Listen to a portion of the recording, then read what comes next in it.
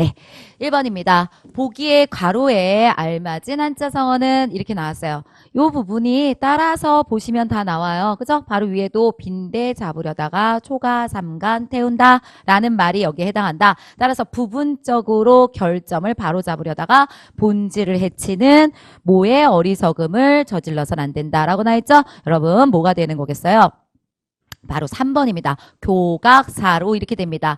쇠뿔을 바로 잡으려다가 소를 죽인다. 결점을 고치려고 하다가 그쵸? 본질, 소라고 하는 본질을 오히려 해하고 그르치가 된다라는 뜻입니다. 교각사로 였습니다. 그 다음에 여기서요. 개과불린이라고 하는 뜻은요. 여러분 지난날의 잘못을 고치어 착하게 된다. 개과천선 같은 그런 뜻을 가지고 있습니다. 다음에 경거망동이요. 여기 보시면 도리나 사정을 생각하지 아니하고 경솔하게 행동하는 거. 그쵸? 경거망동한다. 이렇게 나왔고요. 부하내동이라고 하는 거요. 자기의 소신 없이 남 하는 대로 그대로 따라가는 거. 그쵸? 천둥소리에 맞춰서 같이 간다. 그러니까 남들이 그쪽이라고 한다면 자기도 그냥 소신 없이 따라가는 거. 이런 것들을 얘기하고 있습니다. 그쵸? 답은 3번 되는 부분이었습니다. 교각사료였습니다. 많이 어렵지 않았죠? 한자성어가 이번에 문제로서 많이 어렵지 않게 굉장히 난이도가 그렇게 평이하게 나왔습니다. 여러분. 네, 두 번째 겁니다. 다음으로 공통으로 적용된 의문의 현상을 갖다가 얘기하세요 라고 나와 있습니다. 여러분. 그러면 위에서부터 볼까요? 치읓이 나왔어요. 여러분. 뭐예요? 사이소리도 아니고 그 다음에 국외음화도 아니고 그 다음에 또 뭐도 아니에요? 히읗 받침도 아닙니다. 그럼 뭐예요? 음절의 끝소리부터 갑니다. 얘가 꼭 그쵸? 음절의 끝소리로 요렇게 되고요.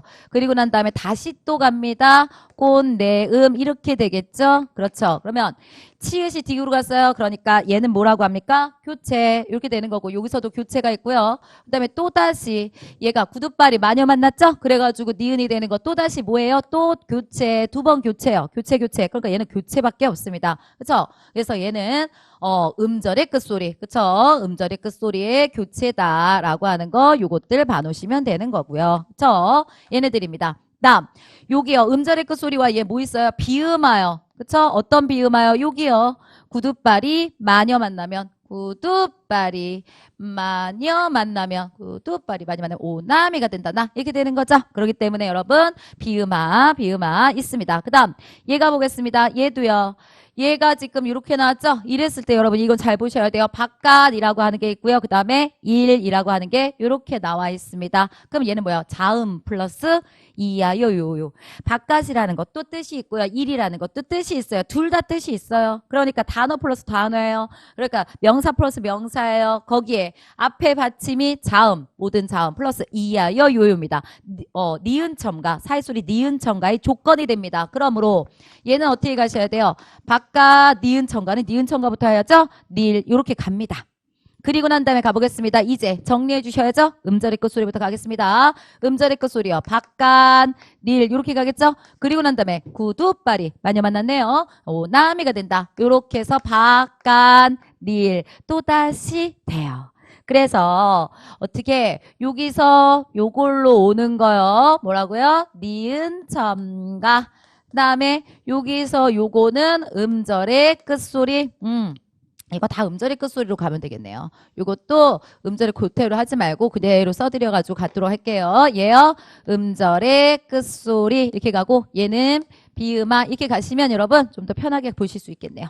자, 그래서 음절의 끝소리. 그 다음에 얘는 뭐예요? 구둣발이 마녀 만났습니다. 뭐가 돼요? 비음화. 이렇게 가면 되겠네요. 비음화. 됐죠? 오케이. 세 번째 거 가겠습니다. 얘요. 학력 이렇게 됐죠. 얘는 뭐가 되는 거예요? 일단 얘가 이렇게 됩니다. 뭐야? 상호비음화예요. 상호비음화가 뭔데요, 여러분? 상호비음화입니다. 상호비음화가 뭔데요? 얘가 구둣발이 뭐를 만난다고 한다면은 여러분 미라네 얘요. 니을을 만나면 니을이 일단 얘로 변해야죠. 그쵸? 얘로 변해요. 그러니까 뭐예요? 얘가 구둣발이 여기 만났죠? 니을을 만났죠? 니을을 만났죠? 그럼 니은으로 변해요. 니은으로 변했잖아요. 그죠? 그리고 상호 변화 한 번 더 가요. 그 다음에 그대로 있는 구둣발이 니은을 만났죠? 그럼 요번엔 얘가 변합니다. 뭐예요? 오나미. 저 이렇게 해서 외웠었어요. 저희 요런 식으로 외웠었죠, 여러분? 그러니까 기억이 다시 니은 만나니까 뭘로 가요? 이응으로 가겠죠? 그러니까 여기 말해볼까요? 뭘로 돼요? 얘가 다시 또다시 학력. 맞죠? 기억이 니은 만나서 이응으로 간다. 기억이 니은 만나서 이응으로 간다. 맞죠? 그러면 여기 해볼까요? 얘가 이렇게 되는 거 얘 뭐야? 상호 비음아 첫 번째 거 비음아 상호 비음아의 1번 2번 얘는 상호 비음아 두 번 나온다 했죠? 2번 이렇게 되네요. 다 전체적으로 있는 거 몇 번밖에 없어요? 3번 비음아밖에 없어요. 그래서 답은 3번 되는 겁니다. 우리 기본적으로 여러분들이 아실 수 있는 의문의 변동이었습니다. 네, 3번 가겠습니다. 요게요. 네, 이거는 이제 품사랑 관련된 얘기예요. 그랬을 때 여러분 위에서부터 한번 보도록 하겠습니다. 나도 참을 만큼 참았다. 여러분 보이시죠? 요거요. 만큼이요. 대로만큼뿐 너무너무 많이 했던 것들입니다. 그랬을 때 대로만큼뿐이라고 하는 거요. 예, 만큼이라는 거는 어떻게 보셔야 돼요? 앞에 뭐가 있다고 한다면은 그쵸? 용언의 관형사형. 그쵸? 용언의 관형사형이 있다면 용언의 관형사형 다 써볼까요? 관형사형이 있다고 한다면 그러니까 용언이라는 게 용언의 관형사형은 어감 플러스 관형사형 전성어미 참다 어감 플러스 관형사형 전성어미 을 이렇게 나왔죠? 그 뒤에 대로만큼뿐이 나온다고 한다면 그러면 우리는 뭐였어요? 그 대로만큼뿐이라는 건 여기서 만큼만 있으니까 얘는 뭐였어요? 의존명사. 네, 의존명사 그대로 갔습니다. 맞고요. 다음 앞에가 채연이요. 채연 뒤에 대로만큼뿐 이렇게 나오면 얘는 뭐가 된다고요? 조사요. 조사. 오케이. 얘는요. 사람이잖아요. 그쵸? 그러니까 얘는 뭐예요? 명사. 채연이죠? 채연 뒤에 있으니까 얘는 조사 됐고요. 얘는 용언의 관형사형. 그쵸? 용언의 관형사형. 맞죠? 용언의 관형사형. 이렇게 되는 거기 때문에 그 뒤에 있으면은 뭐가 돼요? 의존명사 맞죠? 둘 다 맞아요. 다음에. 2번을 헷갈리시는 분들이 많았어요. 이번 시험에서 아마 그러셨을 겁니다. 오늘은 바람이 아니 분다. 아니가 뭐예요? 안 분다예요. 아니의 준말은 아니에요, 여러분. 그러면 어떤 용언 앞에 아니라는 형태가 있으면 제가 뭐라 했어요? 부사. 맞죠? 부사. 그렇기 때문에 얘는 부사예요. 용언 앞에 있는 안, 못, 부사라고 그랬었잖아요. 그죠? 근데 얘는 뭐예요? 아니, 이럴 수가 있단 말인가? 뭐 이런 식으로 얘기하고 있대요. 그죠? 아니, 이럴 수가 있단 말인가? 얘는요, 감탄사예요. 놀라거나, 그런 얘기. 여기요. 놀라거나 감격스러울 때 또는 의아스러울 때 하는 거. 아니, 진짜? 아니, 그렇게 그럴 수가 있단 말이야? 아니, 그런 일이 있어? 이런 식으로 자기도 모르게 툭 튀어나오는 거. 이런 말을 할 때 아니라고 얘기하는 건 감탄사예요. 응, 아니요 라고 하는 거에서 우리가 그때도 감탄사로 얘기하지만 여러분 여기서의 아니라는 거 똑같은 형태가 있지만 여기서 뭐예요? 놀라거나 감탄스러울 때 하는 말 뭐가 된다? 감탄사다. 그쵸? 감탄스러울 때 할 때 감탄사다. 맞죠? 그렇기 때문에 얘는 맞습니다, 여러분. 위에 있는 아니라고 하는 거는 요거는 안에 여기 아니라고 하는 게 준말로 만들어져서 여기는 뭐야? 불지 않는다에 낫의 의미를 갖고 갈 때 부정문을 만드는 거죠. 그러니까 얘는 부사. 하지만 이거는 부정문을 만드는 게 아니죠. 아니 그래? 아니 그래? 이런 식의 얘기를 할 때 감탄사. 됐죠? 요것들이었습니다. 세 번째 겁니다. 근데 얘는 우리가 얘를 갖다가 확실하게 알지 못한다 하더라도 3번 부분은 상당히 많이 아실 거라고 생각합니다. 100이에요, 여러분. 100이에요. 1, 2, 3, 4, 5, 6, 7, 8, 90, 100이에요, 지금. 그렇다고 한다면 여러분 얘는 어떻게 되는 거야? 뒤에 조사 나왔죠? 수랑 관련된 게 조사랑 같이 있습니다. 그럼 얘가 뭐가 돼야 돼요? 수사죠, 여러분. 얘가 명사가 아니라 수사예요. 그 다음, 여는요. 100이고 10사람이 100이 말을 한다. 100을 말을 한다. 100의 말을 한다. 조사가 붙을 수가 없습니다. 수라고 하는 거에 조사가 붙지 못하죠? 그럼 얘는 뭐가 되는 거예요? 관형사. 맞습니다. 여기서 틀린 거예요. 됐고 4번입니다. 적이요. 적이라고 하는 것은 뭐뭐 적 이렇게 나올 때 뭐를 확인한다? 항상 뒤를 여기 뒤를 본다. 적 뒤에 뭐가 있다고 한다면 적 뒤에 조사가 나왔다고 한다면 이 적이라는 건 뭐였어요? 이 적이라는 거는 명사가 된다. 이렇게 말씀드렸고요. 적이라고 하는 것 뒤에 뭐가 나온다고 한다면 명사가 나온다고 한다면 이 적이라고 하는 건 뭐예요? 관형사 이렇게 되는 것이고요. 그렇죠? 적이라는 것 뒤에 여러분 용언이라는 게 나온다고 한다면 이거는 명사뿐만 아니라 채연이요. 채연이 나오면 그렇죠? 얘는 용언이라는 게 나온다고 한다면 여러분 그러니까 비교적 쉽다 이런 식으로 그렇죠? 그런 게 나온다고 한다면 얘는 뭐가 되겠어요? 부사. 적이라는 게 부사다 이렇게 말씀드렸습니다. 여기 한번 해볼까요? 뭐예요? 여기 가급적으로 가급적으로 혹은 가급적인 그쵸? 합리적으로 이게 더 여러분들한테 다가올 게 같네요. 합리적으로 내가 말하자면 이런 식으로 나왔어요. 얘가 뭐예요? 명사라는 소리예요. 다음 여기 채연 여기 채연이 같이 나온다라고 얘기하고 있는 거죠. 채연 여기 뭐예요? 뒤에 있는 거 보면은 저기 있네요. 뭐예요? 이지적 인간이다 이거예요. 이지적 인간이라고 그랬죠. 적인데 불구하고 뒤에 뭐 나왔어요? 채연 나왔잖아요. 명사 나왔잖아요. 그럼 얘가 뭐가 되는 거예요? 관형사. 그쵸? 관형사. 얘는 명사, 얘는 명사, 얘는 관형사. 얘들을 보여드리고 있습니다. 여기요. 와, 그건 좀 비교적 쉬운 것 같아. 비교적 쉽다. 이렇게 나왔을 때 얘는 부사. 이렇게 되죠. 그러면 그대로 가볼게요. 얘요. 조사 나왔죠? 그러니까 명사. 뒤에 얘요. 얘는 체언 나왔죠, 여러분? 얘는 그럼 뭐예요? 관형사. 아주 잘 맞습니다. 그러므로 답은 3번 됩니다. 품사 통용에 대한 것들 문제 여러분들이 충분히 아실 수 있을 거라고 생각합니다. 4번이요. 얘도 저희가 문학사라고 하는 서울시 실전동형 모의고사 문제 풀 때 여러 번 얘기했던 것들입니다. 그러면 1960년대죠, 여러분. 그쵸? 그러면 일단 생각해 보세요. 1960년대 가장 큰 특징. 제가 뭐라 했냐면은 4.19 혁명으로 인해서 현실 비판. 네, 맞아요. 현실 비판적인 문제들이 굉장히 많이 논의되었다. 이렇게 얘기했죠. 이게 무조건 맞아요. 두 번째, 그래서 뭐랬어요? 참여시, 현실 비판할까 참여시들이 많아 생긴다. 그러면 참여시라든가 참여소설 같은 게 많으면 항상 그 반대파도 같이 나타나더라. 그래서 참여 문학들이 많으면 순수 문학을 해야 된다라고 하는 그런 식의 논쟁이 벌어지기 때문에 이쪽도 마찬가지로 1960년대의 작품이다. 이렇게 말했습니다. 두 개 다 돼요. 그럼 이번에 1번하고 4번입니다. 그러면 여기 써져 있는 거 보세요. 가장 옳지 않은 것이잖아요, 여러분. 그럼 생각해 보세요.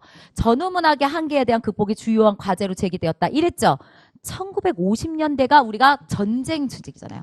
1950년대, 그러면 1950년대에 전후문학이 많이 쓰여졌을 거란 말이죠. 그러면 그 전후문학에 대한 것들이 굉장히 많이 쓰였는데 60년대로 가면서는 어떻게 해요? 그게 한계점이 뭔가 있겠죠. 뭔가 있죠. 어떻게 다 완벽한 게 있겠어요. 한계점이 있겠죠. 그 한계점에 대한 극복을 하려고 노력하는 무슨 어떤 모습들 그런 것들이 당연히 보였다. 우리가 추측할 수 있어요. 그죠? 근데 4번입니다. 민중문학은 맞습니다. 왜요? 4.19 혁명 같은 게 다 민중들의 봉기이기 때문에 여러분 얘는 맞아요. 근데 민족문학이라는 거는 60년대는 아니에요. 얘 같은 경우는 몇 년대냐? 1920년대에 우리가 민족을 중시하는 그런 문학들 같은 것들을 좀 많이 썼습니다. 20년대가 대표죠. 대표. 그렇기 때문에 60년대는 아니다. 답은 4번 이렇게 되겠습니다. 저 문학사였습니다. 네.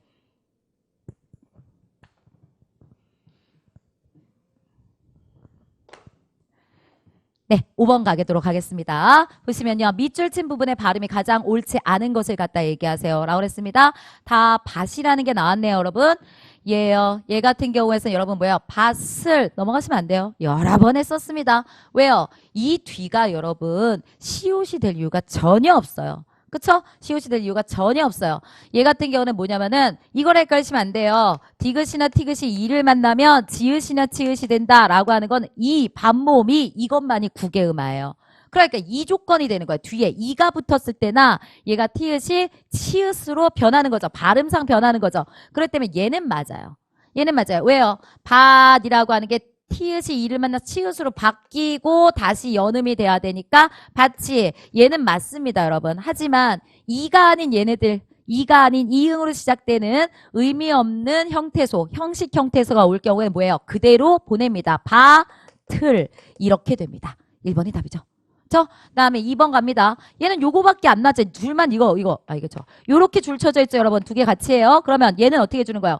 음절의 끝소리부터 가야죠. 국외음화가 아니라고요. 국외음화는 이가 들어가야지 국외음화인데 얘는 아니니까 음절의 끝소리요. 디귿. 그다음 뭐가 들어가요? 비음화. 그쵸? 구두발이 마녀 만났어요. 그쵸? 마녀 만났어요. 구두발이 마녀 만나면 오나미가 된다. 그쵸? 반만 이렇게 됩니다. 맞네요. 비음화에 의해서 또 맞게 됩니다. 그 다음에 얘는요. 음절의 끝소리죠. 그냥 뭐예요? 밭 이렇게 가는 거겠죠. 답은 1번. 네. 6번 갑니다. 표준어끼리 묶인 것으로 가장 옳지 않은 것은 이렇게 나왔습니다, 여러분. 여기서 저희가 이거 알아두셔야죠. 덩쿨 이렇게 나왔어요. 이거 수업 시간에 많이 했습니다. 덩쿨이요. 그쵸? 여기 앞이 획이 없으면 뒤에가 쿨 이렇게 된다고요. 쿨 이렇게 가셔야 되고요. 아니면 앞이 있으면 뭐가 되는 거야? 굴 이렇게 가셔야 돼요. 그렇지 않고 양쪽으로 다 덩쿨 앞에도 여기도 있고 여기도 있는 거 요렇게 가시면 안 된다는 것들입니다. 그렇죠? 이게 앞에 여기 같은 경우에서는 앞이 요렇게 획이 더 있다고 한다면 여기 가지 말고 여기 뒤에서 이렇게 가고 아시겠죠? 요겁니다. 얘 하나가 틀렸어요. 나머지는 다 복수 표준어 같은 형식으로 지금 나타나고 있는 겁니다. 그래서 맨 위에 거 제일 중요하기 때문에 여러분들한테 말씀을 드리려고 합니다. 얘가 등물이나 남사스럽다, 쌉싸름하다, 복숭아뼈 이거는 목물, 나무새스럽다, 쌉싸래하다, 복사뼈 얘네들 다 똑같아요. 복수 표준어고요. 둘 다 같이 쓰입니다. 등물이라는 게 뭔데요? 등물이라는 거는 등에 우리가 뭐라 하죠? 등목하다 이런 식의 표현을 되게 많이 하죠. 그래서 엎드려 뻗쳐 해가지고 왜 이렇게 우리가 물 뿌려주는 거 있잖아요. 여름에 그런 것들을 갖다가 등물, 목물 이렇게 얘기합니다. 나머지도 다 알아두시고요. 다음에 여기 걸판지다는 매우 푸지다 이런 뜻이고요. 여러분 뜻 꼭꼭 알아두도록 하시기 바라겠습니다. 여러분 까탈스럽다, 까다롭다. 까다롭다도 되고 까탈스럽다도 되고 둘 다 되는 겁니다. 개정안 인정되기 시작했죠, 여러분? 그 다음에 주책이다, 주책 없다. 이건 많이 중요한 거였어요. 주책이야, 어머 주책 없어, 어머 주책 맞아, 다 돼요, 다 돼요. 이런 것들 꼭 이렇게 가져가지고 보실 수 있어야 됩니다. 다음 거두름이라는 게 있네요, 여러분. 거두름은 뜻을 알아두시기 바랍니다. 마음에 없이 겉으로만 우는 울음, 드러내놓고 우는 울음 이런 것들을 거두름이라고 얘기합니다. 겉울음 이렇게 표현합니다. 다음 차지다, 찰지다, 그 다음에 찰지다 돼요. 차지다도 되고요. 둘 다 있어요. 리을 빼고 차지다도 있습니다. 얘네들. 그다음에 잎새, 이파리. 그쵸? 둘 다 됩니다. 꼬리연도 있고 가오리연도 있죠. 약간의 그 복수 표준어는 아니고 복수랑 비슷하게. 그쵸? 비슷한 표준어들 해가지고 가오리연도 되고 그다음에 꼬리연도 되고 푸르르다, 푸르다. 둘 다 됩니다. 둘 다 됩니다. 다음 개발, 세발 얘도 있고요. 그다음에 뭐예요? 고양이의 발, 괴발. 그다음에 개발 해가지고 개발, 개발, 개발 이런 것도 있습니다. 존재합니다. 예쁘다, 이쁘다 있고요. 마실 있어요. 마을이라는 것도 있죠, 여러분. 그쵸? 두 개 뜻 우리가 같이 알아두시면 됩니다. 일단 표준어들이에요. 가장 기본적인 것들이기 때문에 여러분들이 아실 수 있어야 되겠습니다. 7번입니다. 그래도 이번 시험 문제에서 그래서 이번 시험 문제에서 가장 어렵다라고 생각할 수 있는 게 바로 7번이 될 것 같습니다, 여러분. 그렇죠? 그래도 그렇게 많이 어렵게 나오진 않았어요. 그렇지만 그래도 잘 보실 수 있는 부분이었어야 됩니다. 답은 1번이요. 보세요. 한국 정부는 독도 영유권 문제에 대하여 일본에 강력히 항의하였다. 근데 이거에 대해서 얘기하시는 분들이 있어요. 한국 정부는 독도 영유권 문제에 대하여. 그러면 얘를 빼면 한국 정부는 독도 영유권 문제에 일본에 강력히 하였다. 아니죠. 번역투가 아니에요. 대하여가 당연히 들어갈 수밖에 없는 거예요. 그렇죠? 독도 영유권 문제에게 그런 거 할 수 없고 얘 빼고 문제에 이런 것도 할 수 없어요. 학생에 대하여 논의하고 있다라고 한다면 학생에 그렇죠? 학생에라고 한다는 것은 뭐뭐에라는 게 대하여라고 하는 게 우리가 의미 없이 들어가면 얘를 빼야 되는데 불구하고 얘는 의미 없이 들어간 게 아니라는 얘기입니다, 여러분. 의미 없이 들어간 부분이 아니에요. 그렇기 때문에 얘는 맞습니다. 2번 갈게요. 경쟁력 강화와 여러분 왔잖아 나오면 뭐예요? 앞뒤를 확인하세요. 그랬을 때 경쟁력 강화 향상을 위해 경쟁력 강화를 위해 여기까지 끊고 조사까지 경쟁력 강화를 위해 경영혁신이 요구되고 있다. 생산량 향상을 생산성 향상을 위해 이쪽은 좀 잘 됐어요. 근데 문제가 뭐냐? 경영혁신이 요구되어지고 있다. 이게 아닌 거죠. 뭐뭐 되어지고 있다라는 당시 답시기를 쓰지 않습니다. 그 뭐예요? 요구되고 있다죠. 이중피동이에요. 뭐뭐 되어지고 있다라고 되어지고 있다 쓰지 않습니다. 이중피동에서 되고 있다 이렇게 쓰셔야 됩니다. 2번 틀렸습니다. 3번 갑니다. 이것은 아직도 여러분 주어 서술로 쭉 보세요. 맨 처음에 보세요. 이것은 생각이 든다. 말도 안 돼요. 이것은 생각이 든다. 지금 주어 서술로 호응관계가 아예 맞지가 않죠, 여러분? 아직도 한국 사회가 무사 안일주의를 벗어나지 못했다. 아직도 한국 사회가 무사 안일주의를 벗어나지 못했다. 얘는 들어간 거예요. 그 다음에 그거는 생각이 든다. 이것은 모모는 생각이 든다. 이것은 생각이 든다. 말이 되잖아요. 호응 조조가 안 된다고요. 그러므로 얘는 어떻게 줘요? 이것은 아직도 한국 사회가 무사 안일주의를 벗어나지 못했다는 것을 보여준다. 이것은 보여준다. 이러이러한 것을 보여준다. 맞죠? 이런 식으로 가야지 호응이 될 수가 있습니다. 그래서 호응이 맞지 않기 때문에 3번도 안 됩니다. 그 다음 얘 보시면 얘는 그냥 아실 거예요. 냉정하게 전력을 평가해봐도 한국이 자력으로 16강 티켓 가능성은 높은 편이다. 뭔 소리야? 하나도 못 알아듣겠는데요, 뭐. 그죠? 냉정하게 전력을 평가해봐도 한국이 자력으로 16강 티켓 가능성 좀 이상합니다. 그래서 어떻게 해줘야 돼요? 한국이 자력으로 16강 티켓을 가져올 가능성은 높지 않다. 이런 식으로 만들어줘야죠. 일단 여기는 고쳐보세요가 아니고 잘못된 거를 고르고 옳은 걸 찾아라 라고 그랬으니까 잘못된 거는 잘 아셨을 겁니다. 얘 잘못됐고 얘도 호응구조 맞지 않고요. 되어지고 있다라는 게 여러분 뭐고요? 피동 부분이고 이중피동이고요. 안 쓰인다고요. 그래서 답은 1번 된다고요. 뭐뭐에 대하여가 번역투 말투처럼 조금 걱정이 됐지만 만약 걱정됐을 때 빼시면 에 대하여를 그냥 대하여를 빼버리고 에로 넣으면 문장이 별로 좋지 않습니다. 성립되지 않아요. 그러니까 뭐뭐에 대하여가 번역투가 아니라 꼭 들어가야 되는 단어였구나. 이렇게 생각을 해주셔야 됩니다. 답 1번. 8번 가겠습니다. 네, 6.25 전쟁과 가장 거리가 먼 것을 얘기하세요. 이거요. 저희 서울시 문제에서 저희가 문제 풀 때 제가 6.25 전쟁과 관련된 거 작품들 꼭 외우세요. 막 이렇게 말씀드렸었어요. 비 오는 날이요. 맞죠? 비 오는 날 6.25 전쟁으로 인해 가지고 그쵸? 어떻게 되는 거야? 젊은이들이 얼마나 우울하게 그렇게 자기의 그 무기력하고 절망적으로 변하는지 보여주고 있는 그런 작품 이렇게 말씀드렸어요. 엄마의 말도 요한시 다 6.25 전쟁입니다. 토지요. 토지는 장편 소설입니다. 그리고 일제강점기부터 시작해가지고 쫙 일제 전부터 그죠? 조선 후기부터 시작해서 양반가의 모습부터 시작해서 쫙 해가지고 쫙 나타나고 있는 아주 대하 소설이죠, 여러분. 그렇기 때문에 6.25 전쟁만을 얘기한 거는 아닙니다, 여러분. 그렇기 때문에 다음 몇 번? 2번입니다. 2번입니다. 그죠? 나머지 6.25 전쟁하고 관련된 거 얘기하는데 토지는요, 완전 조선 후기부터 시작해가지고 쫙 이렇게 해가지고 대하 소설로 이렇게 가고 있는 거기 때문에 답은 2번. 9번 문제 들어가도록 하겠습니다. 권력의 무상함을 나타내는 속담으로 가장 옳지 않은 것은 이렇게 나왔어요. 보면 여기 달이 차면 이게 권력 잡았다는 얘기죠. 권력의 정점에 가면 기울게 되어 있다. 나중에 권력이 없어지게 되어 있다. 열을 붉은 꽃이 없다라고 그랬어요. 열을 불다라고 하는 건 여러분 권력을 갖고 있다는 거예요. 근데 불구하고 열을 넘기지 못한다. 언젠가 권력은 사라진다. 이런 뜻이에요. 꽃이 시들면 오던 나비도 안 온다라고 그러겠습니다. 꽃이라고 하는 거 폈다라는 건 굉장한 거죠. 그런데 그러니까 권력을 갖고 있는 거예요. 그런데 그때는 막 나비들이 오다가 나중에 권력이 없으면 나비들이 오지 않아요. 옆에 사람이 오지 않아요. 권력 무상함입니다. 됐고요. 3번입니다. 물도 가다가 구비를 친다. 이렇게 나왔죠? 이건 뭐예요? 인생이라고 생각하시면 돼요. 인생이 가다가 구비를 치는 거예요. 구비를 친다라고 하는 것은 뭐냐면은 기회가 있다. 그 다음에 아니면 전환점이 있다는 거예요. 나쁜 일이 있던 좋은 일이 있던 간에 여러분 전환점이 있는 거예요. 그래서 인생이 가다가 갑자기 확 뒤돌아요. 확 옆으로 이렇게 굽이쳐가지고 다른 쪽으로 이렇게 바뀌는 그런 전환점을 가지고 있다 이런 뜻이지 권력의 무상함하고는 관련이 없습니다. 그래서 답은 몇 번? 3번이 됩니다. 네, 다음 문제 갈게요. 네, 10번이에요.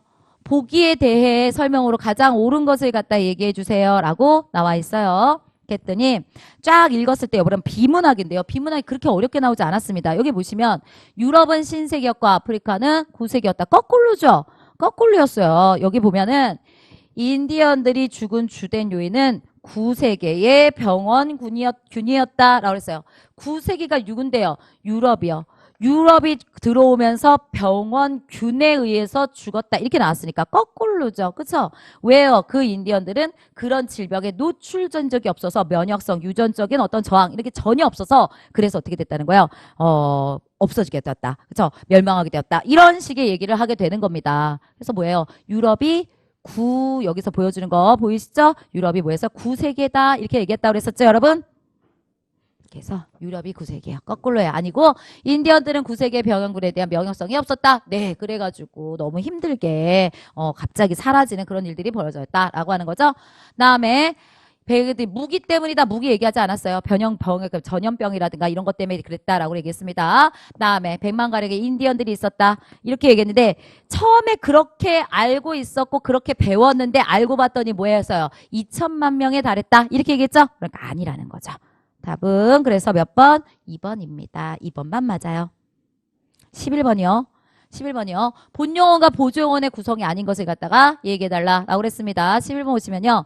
본용어 보조용어의 구성이 아닌 것은 그랬을 때 여러분 여기 보이십니까? 서가 보이세요? 이게 너무 쉽게 갔어요. 제가 수업 시간에 말했어요. 어떤 거든 간에 여기서 서자가 들어가는 그 순간 뭐 만든다? 본용어 만든다. 그쵸? 본용어 만든다. 이렇게 말씀드렸었어요. 그러니까 서가 들어가면 무조건 단거 보지도 말라고 그랬어요. 그래서 이게 뭐예요? 죽다라고 하는 거에다가 이게 어가 들어간 거고 그 다음에 얘가 뭐예요? 서 이렇게 들어간 거죠? 그랬을 때 얘가 비읍 불규칙이니까 우가 돼가지고 뒤로 가가지고 주 여기다 쓸까요? 주 오 어서 그래서 주어서 이렇게 된 거잖아요. 어찌되었던 서가 들어가면 뭐라고요? 본용어니라고요, 여러분. 그쵸? 그러니까 본보조의 구성이 아닌 거 고르라고 했죠. 답 몇 번? 1번. 끝나요. 너무 쉬웠어요. 나머지는 체크만 할까요? 여기요. 여기 용언이죠. 용언이에요. 얘가 알다에서 나온 거잖아요. 알다. 그쵸? 알다인데 불구하고 뭐예요? 여기가 관형사연 전섬이 는 들어가고 리을 탈락 돼가지고 아는 이렇게 된 거잖아요. 리을 탈락 조건이 되니까. 맞죠? 그러면 여기가 용언입니다. 용언 뒤에 있는 양채척 법만 듯에 하다 붙은 거 얘네 무조건 보조다. 이렇게 말씀드렸죠? 보조용언. 맞죠? 그러니까 맞아요. 그 다음에 얘를 보면 먹어는 본다. 요리 맛이 어떤지 먹다. 그리고 보는 게 아니죠. 먹어봤어. 시행이죠, 여러분. 시도죠. 시행이나 시도 이런 것들은 뭐다? 보조. 그 다음 우리는 공부를 하면 할수록 더 많은 것을 알아간다. 아는 거죠. 그쵸? 내가 뭔가를 갖다 알게 되는 거죠. 얘는 본이고 얘는 뭐예요? 가다라는 거 오다라는 거 뭐라고 한다 그래서 항상 뭐가 있어야 된다? 무조건 뜻이 있어야 돼. 진짜 걸어가고 진짜 걸어오는 것에 뜻이 있어야 된다고 말씀드렸어요. 그런데 불구하고 여기서는 없죠. 내가 알아간다라는 거 아는 상태에 어떤 상태가 진행되고 지속되다의 뜻이기 때문에 얘는 보조입니다. 걷는 게 없어요. 가는 게 없어요. 가고 오가가 없어요. 그러니까 보조입니다. 답은요 1번. 이런 식으로 우리가 생각하실 수 있으면 되겠어요. 다음입니다. 12번이요. 보기에 대한 설명으로 가장 옳은 것을 얘기해 주세요 라고 나와 있습니다. 화랑도란 신라 때의 청소년들이 자신의 마음과 몸을 닦고 목숨을 바쳐 나라를 지키려는 우리 고유의 정신적 흐름을 말한다. 그리고 이를 실천하기 위해서 조직된 단체를 화랑도라고 한다. 이렇게 얘기했어요. 화랑도랑 무엇인지 쫙 말했죠. 그죠? 그리고 난 다음에 그들은 몸과 마음을 단련하고 올바른 사회생활의 규범을 익히고 그 다음에 어려운 시기에 처할 때 싸움터에서 목숨을 바치려는 기풍은 고구려나 백제에도 있었지만 특히 신라가 가장 활발하다. 화랑도에 대한 전체 설명에 대해서 얘기하고 있습니다. 용어 정의, 화랑도란 이렇게 얘기했죠. 여기서 뭐야? 가장 옳은 거니까 답 1번이겠네요. 자신의 태어, 자신이 화랑도가 되었던 거 아니죠? 아니에요. 반론을 위한 전제를 제시해서 독자의 이해를 돕고 있다라고 해서 반론이요? 반론은 반대인데요. 반론을 위한 전제라고 해서 어떤 사람들이 이렇게 반론할지도 모른다. 나의 말에 의해 가지고 나의 말을 반박할지도 모른다. 반대의 의견을 갖고 있을지도 모른다. 뭐 이런 게 있어야 되는데 이건 뭐 화랑도에 대한 설명하고 있는데 반론이 나올 수가 없죠, 여러분. 그러니까 반론이 나올 수도 없으니까 그거를 위한 전제도 나올 수가 없어요. 통계적 사실, 사례 이런 거 없습니다. 통계가 있으려면은 여러분 뭐 어느 어디에 무슨 뭐 설문조사에 의하면 어디에 통계 자료에 의하면 이런 거 있어야 되는데 전혀 없어요. 답 1번입니다. 너무 쉽게 풀 수 있는 거였습니다. 네. 13번. 보기의 시조를 이해한 내용으로 가장 옳지 않은 것을 얘기하세요 라고 나와 있습니다. 예요. 김상헌이라고 하시는 분이 쓰신 겁니다. 이 시조 중에서 가장 평시조예요. 그리고 어느 정도 시조를 공부하신 분들은 다 아실 수 있는 그 정도의 시조가 됩니다. 그랬을 때 가노라, 삼각사나 다시 보자, 한강수야. 여러분 삼각산을 지금으로 말하면 무슨 산이에요? 북한산, 인왕산 아니에요. 그쵸? 그렇기 때문에 얘는 틀렸다고요. 이렇게 돼요. 그 다음 다시 보자 한강수야. 한강 여전히 사용되고 있잖아요. 한강이라고 부른대요. 뭐. 당시의 국호는 조선이다 라고 그랬어요. 고국산천을 내 나라를 떠나고자 하려면은 내 나라 뭐예요? 조선이요.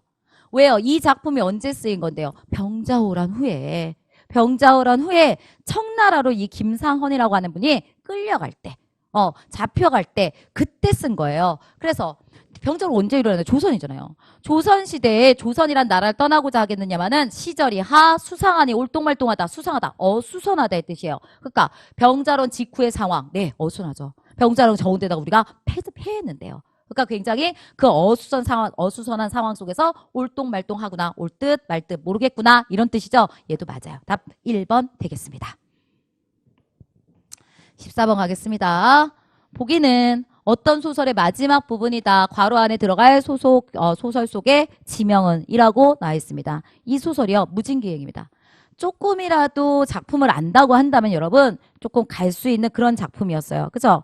여기 같은 경우에 편지를 좀 쓰고 그 편지를 보다가 나중에 어떻게 했어요? 찢어버렸다라고 그랬죠. 그러니까 뭐예요?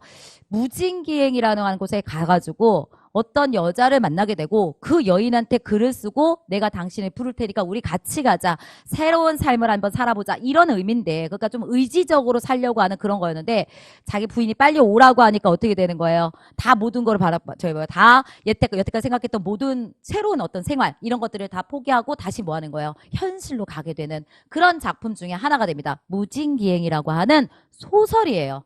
그죠? 그래서 얘기하고 있어요. 그랬을 때 요 부분이요. 그랬더니 뭐라 그런 거야? 서울에서 준비가 되는 대로 소식 드리면 당신이 무진을 떠나서 저한테 와주세요. 라고 말했습니다. 그런 편지를 쓰려고 했었던 거죠. 그랬는데 불구하고 뭐 했어요? 붙이지 않고 찢어버렸잖아요.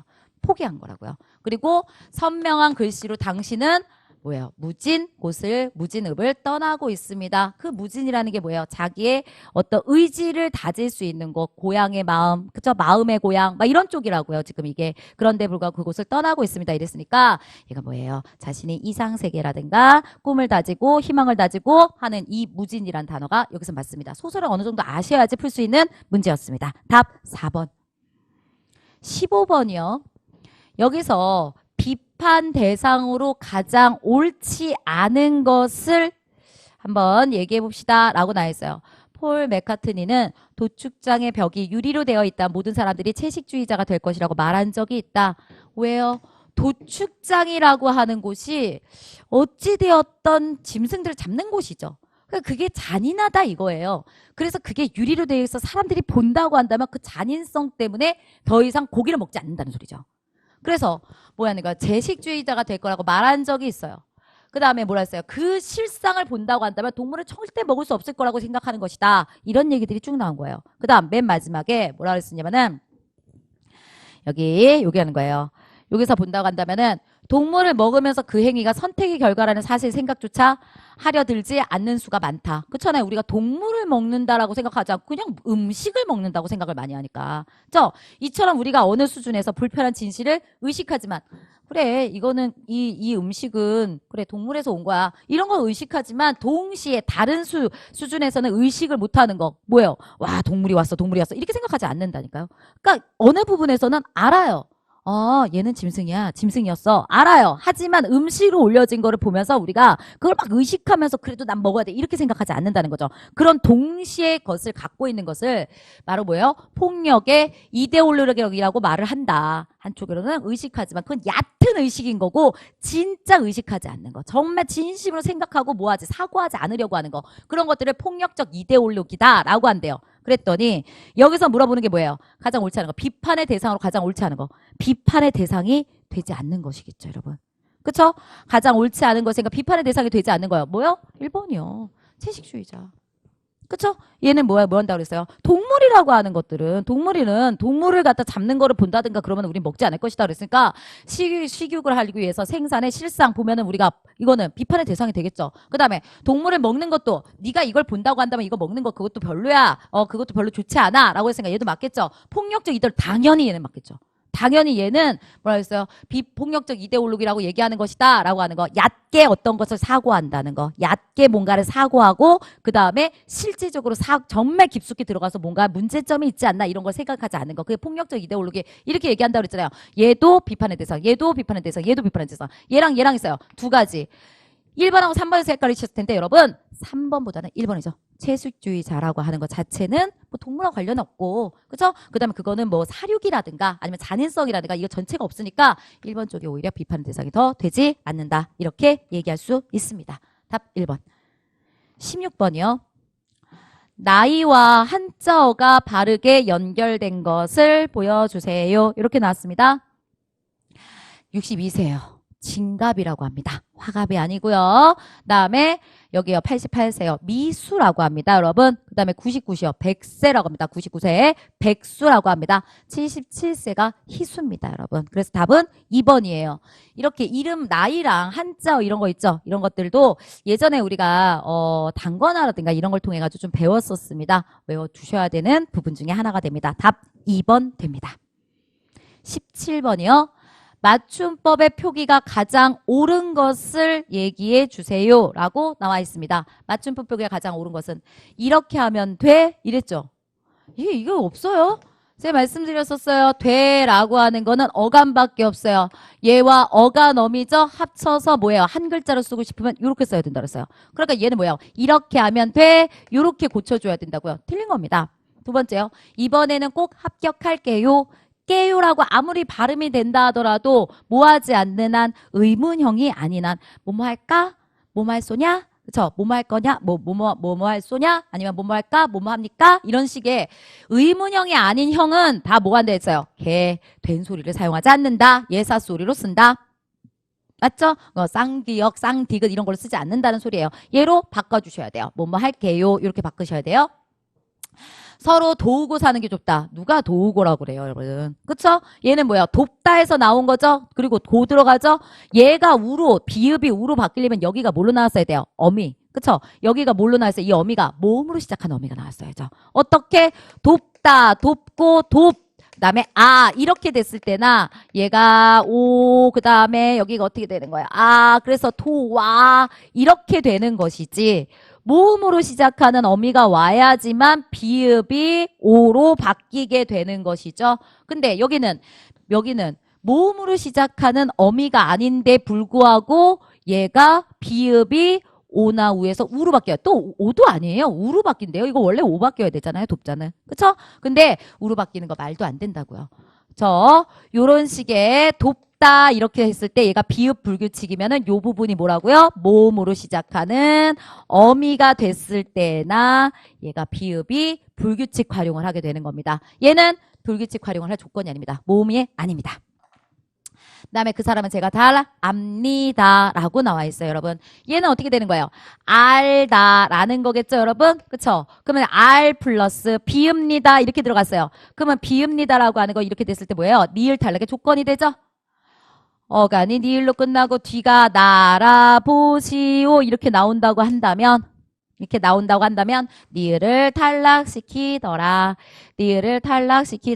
그래서 비읍니다. 얘가 이렇게 들어가서 압니다. 됩니다. 그렇기 때문에 가장 옳은 거는 4번. 됐죠? 18번 가겠습니다. 밑줄 친 단어의 품사가 다른 것을 찾아주세요. 이렇게 나와 있습니다. 여러분. 제가 이거 가즈는 이론반, 그러니까 기본 이론반에서도 했지만 심화반에서 저희가 관형사 어마어마하게 많이 외웠어요. 그쵸? 이런 것들은 반드시 외우셔야 돼 말했죠. 갓은이라고 하는 것은 여러분 뭐였어요? 관형사죠. 관형사. 그쵸? 그렇기 때문에 얘가 또 요걸 이렇게 꾸미고 있잖아요. 그래서 얘만 관형사 나머지요. 바로 이것이다. 바로 그리고 방글방글. 음성상징어 무조건 부사. 그다음에 그리고 그런데 따라서 그러므로 이런 모든 것들 우리는 접속사 접속어가 없다. 접속 부사다라고 말했죠. 그 다음에 바로 자체요. 바로 그것이다. 여기 서술어 부분에 꾸미고 있죠. 그렇기 때문에 얘도 뭐예요? 부사입니다. 그래서 답은 몇 번? 1번. 띄어쓰기 나왔습니다. 창조적 독해가 현실적인 문제 해결 방안으로 활용될 수밖에 없다라고 나와 있습니다. 여러분 이랬을 때요. 여기 보이시죠? 수밖에. 밖에가 뭐예요? 활용될 수밖에 없다. 오직 그럴 수밖에 없다. 오직이라는 뜻을 가지고 갈 때에는 얘가 뭐라고요? 조사예요. 얘네 전체가 조사예요. 그러면 얘가 조사기 때문에 얘네는 어떻게 해줘야 돼요? 붙여쓰기 하셔야 됩니다. 그래서 1번 틀렸습니다. 그다음에 2번 맞아요. 그다음에 요거 학어 때문에 막 고민하시는데 여러분 이거 뭐예요? 이거 접속조사 이거 보세요. 사소한 오해로 철수가 나하고 비교 부사격 조사요. 부사격 조사. 왜요? 뭘로 바꿀 수 있어요? 하고라고 하는 게 여러분 접속조사 아니면 비교 부사격 조사가 될 수가 있거든요. 그쵸? 뭐가 똑같은 거예요? 뭐뭐하고 뭐뭐랑 이거 있었잖아요. 그 다음에 뭐뭐, 그 다음에 뭐라고 했어요? 뭐뭐와과 나하고 사이가 멀어졌다. 얘네 같은 경우에는 부사격 조사도 있고 접속 조사도 있다. 이렇게 말씀드렸어요. 그런데 얘는 뭐하고 있어요? 사소한 오해로 철수가 나하고 사이가 멀어졌다. 이게 만약에 랑이 들어간다고 한다면, 그쵸? 아니면 나와 사이가 멀어졌다. 와가 들어간다고 한다면 접속 조사인지 부사격 조사인지 어떻게 가라고요? 요거랑 요거를 봐라. 어떻게 해요? 똑같으면 같은 자격이면 접속 조사, 같은 자격이 아니면 부사격 조사. 맞죠? 이게 무슨 말이에요? 나하고 너하고 그쵸? 나하고 너라든가 철수하고 그다음에 영희라든가 이런 게 같은 종이에요. 아니면 여기서 여기 우리가 말한다 꽃하고 나무하고 뭐 이런 식으로 여기 앞뒤가 사람이면 사람, 대상이면 대상, 지역이면 지역 이렇게 나왔을 때는 얘가 접속 조사지만 앞뒤가 같은 자격이 아닐 때에는 부사격 조사라고 했죠? 얘 아니고 얘는 부사격 조사예요. 조사죠? 붙여 쓴다고요. 됐습니다. 다음 아는 체 하는 걸 보니 공부 꽤나 했나 보네. 꽤나 보조사. 그렇죠. 심화반에서 제가 수업했었죠? 꽤나 보조사는 붙여쓰기 하는 겁니다. 여기 또 반우실수 있어야 됩니다. 그 다음에 체하다 보이세요? 얘가 용언이잖아요. 얘가 용언이고 그 다음에 양체척 법만 듯에 하다 집어넣었죠. 하다 다자 빼고 닌자니까 얘는 뭐가 돼요? 보조죠? 그러니까 얘네는 뭐예요? 본용언 보조용언의 형태가 되는 거니까 얘네는 띄었어도 되고 붙였어도 되고 띄었잖아요. 잘한 겁니다. 다음에 동해로 가는 김에 있죠? 가는 길에 동해로 가는 길에 동해로 가는 어떤 상황에 동해로 가는 어떤 기회에 이런 뜻이죠. 다른 뭘로 대체가 돼요? 명사로 대체가 되는 거네요. 그랬을 때 김이라고 하는 것은 뭐가 돼요? 의존명사. 그러므로 여기 뭐 해줘야 돼요? 띄어쓰기 하셔야 됩니다. 됐죠? 그래서 답은 2번 마지막 번호입니다. 여기서 얘네들을 보시면요. 작품 감상의 관점으로 가장 옳은 것은 요번에 이거 제가 무슨 반이었죠? 우리 심화반에서 이게 아마 어젠가 그저께인가 수업했던 것 같아요. 우리 작품 감성의 관점이었죠, 여러분. 뭐를 중심으로 봐야 된다? 여기 보면요, 이렇게 나왔죠. 객관론적 관점이라고 하는 건 여러분 다른 말로 하면 내재적 관점 같은 거겠죠, 여러분. 그쵸? 그러니까 뭐예요? 그 작품의 내용만을 보고 공부하는 겁니다. 내용만을 보고 비평하는 거예요. 그런데 얘네 세 개지는 여러분 뭐라고 생각하시면 돼요? 외재적 관점 이렇게 생각하시면 되죠. 뭐를 중심으로 해가지고 밖에 어떤 요소, 작품의 내용보다 밖에 어떤 요소를 중심으로 해서 이 작품을 해석한다. 이렇게 되는 거거든요. 이 작품을 평가하고 비평하는 거예요. 그랬을 때 반영론적 관점은 여러분 뭐가 있어요? 어떤 그 작품에 해당하는 사회, 그 작품에 해당하는 현실 이것을 보여주고 있는 것 같아. 이런 식으로 나오면. 그러니까 이 작품은 우리나라 일제강점기의 모습을 좀 보여주고 있는 것 같아. 이런 모습을 통해서. 그러면 이 작품의 해석이 어느 중심으로 가고 있다는 거예요? 그 당시 사회상을 중심으로 비평하려고 한다는 거죠. 그죠? 그러니까 뭐 해야 돼요? 사회상 이런 것들이요. 이런 것들을 비평하는 것을 뭐 반영론적 세계관, 반영론적 관점 이렇게 얘기해요. 효용론적 관점이라는 건 독자의 느낌입니다. 나 이 작품 보고 나서 뭐 느꼈어. 이렇게 가야 된다는 얘기죠. 표현론적 관점입니다. 여러분 얘는 뭘 갖다 얘기하는 거냐? 작가요. 작가는 이 작품을 통해 이런 걸 말하고자 하는 것 같아. 이 작가는 이런 걸 통해서 작가의 성향을 잘 드러내고 있는 것 같아. 작가를 중심으로 이 작품을 갖다 평가하려고 하는 거. 그렇죠? 이런 걸 가지고 뭐라 그래요? 표현론적 관점 이렇게 얘기해요. 그러면 요 내용을 갖다가 저희가 봤을 때 요거 봤더니 이광수의 무정이라는 작품을 읽으면 가슴이 뜨거워지는 것을 느껴. 예, 뭔가 느낀대요. 쭉 왔어요. 그런데 이 작품은 소설이 나왔던 1910년대 독자들의 가슴만이 아니라 거기 그때 강대국에 쌓여있는 20세기 우리 시대 모든 독자들에게 조국을 생각하는 마음에 감동을 주고 있다고 생각한다. 네. 그러니까 여기 뭐예요? 처음에 10년대가 나왔지만 10년대 사회상보다는 10년대 독자들 그리고 지금의 독자들한테도 감동을 줘. 이게 중요한 거잖아요. 그러니까 어느 쪽이 가장 크겠어요? 효용론적 관점이 가장 크겠죠, 여러분. 맞죠? 그래서 답은 몇 번 되는 거예요? 2번 이렇게 되는 겁니다. 네, 여기까지가 해설 부분이었습니다. 여러분, 이번 시험은 서울시 시험은요. 정말 평이하게 자기가 공부한 만큼 그리고 보통 때 공부한 것들을 충분히 발휘만 했다고 한다면 어느 정도는 풀 수 있는 문제였을 거라고 생각합니다. 여러분, 해설 잘 보시고 앞으로 다른 시험들도 여러분 열심히 준비하시기 바라겠습니다. 그리고 열심히 공부한 그 대가, 그 노력의 결과가 여러분들이 나타나가지고 꼭 합격하셨으면 좋겠습니다. 감사합니다, 여러분. 여기서 마치겠습니다. 네.